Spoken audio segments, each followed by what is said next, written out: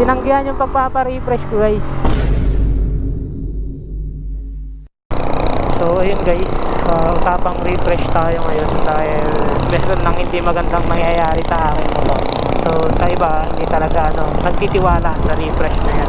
Dahil yung paniniwala talaga ng iba is once na nabuksan na raw yung makina, hindi na raw yan okay. Once na nagalaw na raw yung makina is may mga possible na masisira na raw ganito. So hindi naman natin sila mapipilit kung ganun yung paniniwala nila.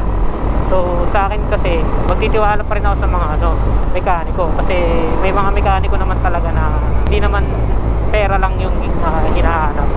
Although marami ganyan, pero meron din naman na hindi. Tulad nung pupuntahan ko ngayon na mekaniko guys. So ayan, recommended kasi nila is minimum of 50k auto.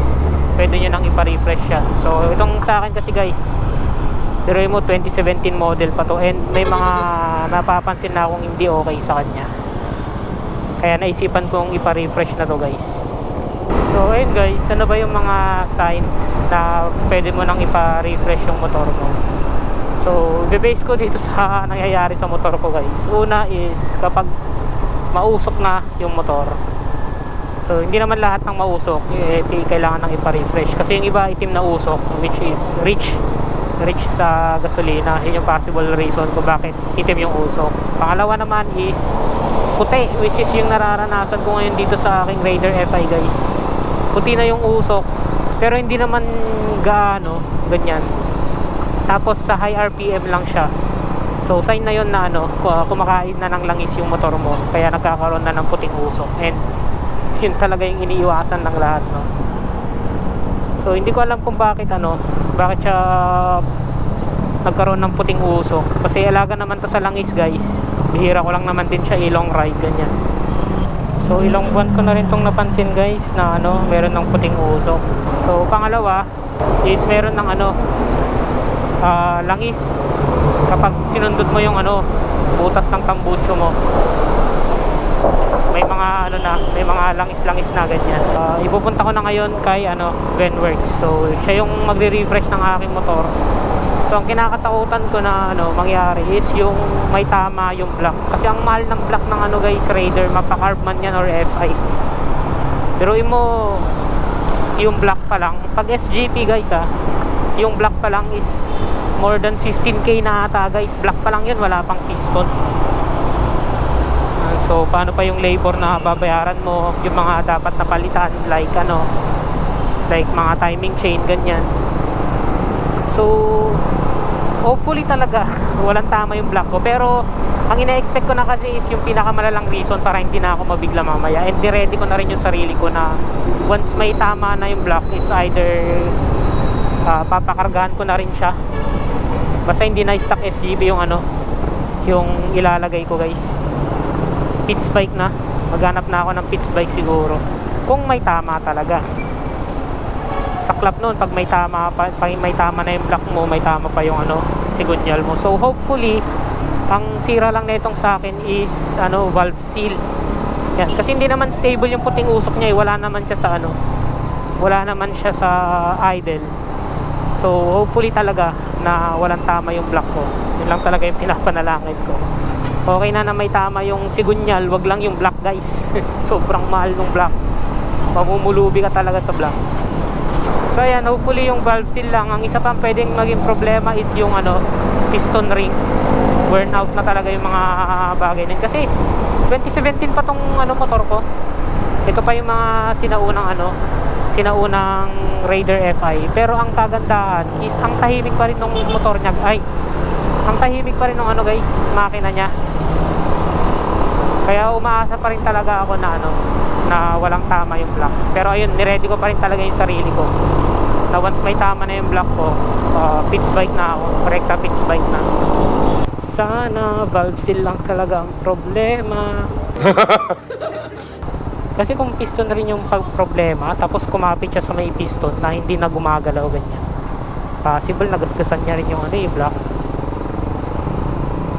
Nagtaka ako kasi alaga naman talaga siya sa langis. So siguro worn out lang talaga yung mga parts na yun. Yun guys, nandito na ako kina Venworks. Maluwag na talaga guys.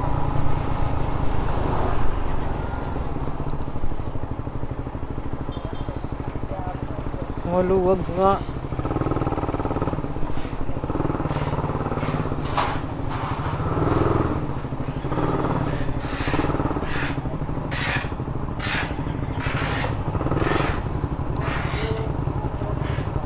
A few moments later. So ayun guys, pumunta ako kay Benworks. Ayun nga, tinignan daw nila, ewan ko, normal naman daw sa high RPM kasi ang tahimik niya daw sa ano eh, ang tahimik daw ng makina. Wala naman daw ibang ingay, ganyan. Sabi nila kulang lang daw sa hataw. Hindi lang daw nakahataw to. Kaya ano, nag-uusok daw siya sa high RPM. So sulitin ko daw muna hanggang ano, kahit mga 55 to 60 km. Kasi sayang naman daw, ang tahimik pa ng makina. Kasi alaga naman to sa langis. Tapos ang tahimik daw ng makina. Tapos sabi nila kapag ano daw, kapag may tama na raw yung block, ganito ganyan, dapat daw idle pa lang is meron na raw usok.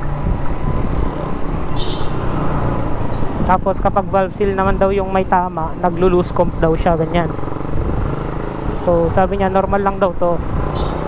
And yung langis daw sa may tambucho, kapag may tama na raw talaga yung mga parts na yun, is malangis daw talaga.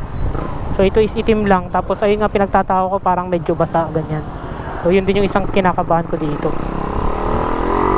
Kaya ano, at least medyo napanatag yung loob ko na normal lang daw yung usok sa high RPM. Marami daw talagang ganun, mapa FI man or carb. So ayun. tinanggihan yung pagpapa-refresh ko guys. Nasasayangan din kasi sila. Yun yung ano, yun yung point doon.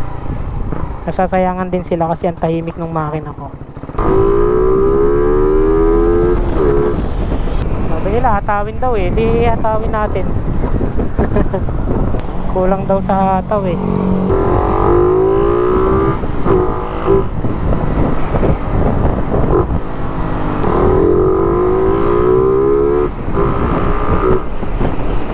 Hatawin natin hanggang makauwi sa bahay.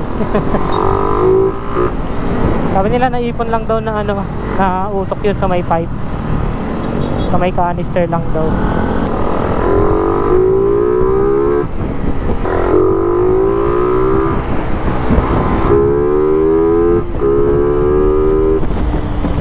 Oh, di ba?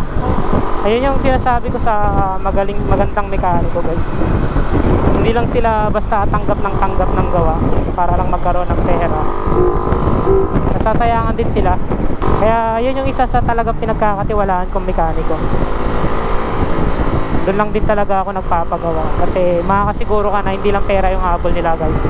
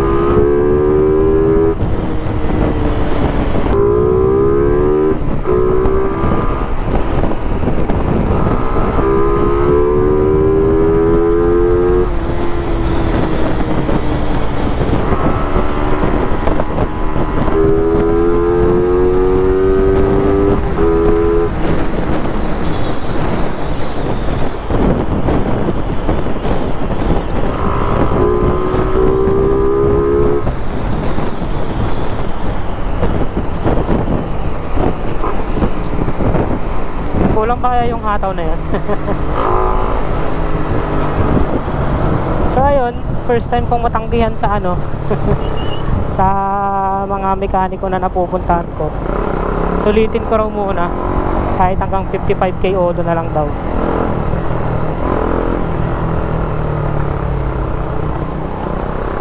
Kasi kung may tama naman na daw yung mga nabanggit ko kanina is dapat sa idle pa lang daw is meron na raw ano lumalabas na uso.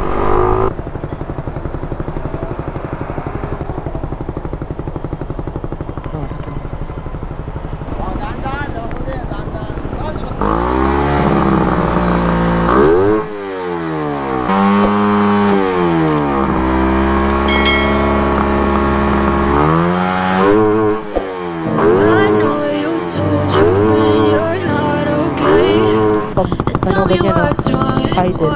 Pati sa medyo high RPM, wala pa rin. Pag sinagad lang, ayun o.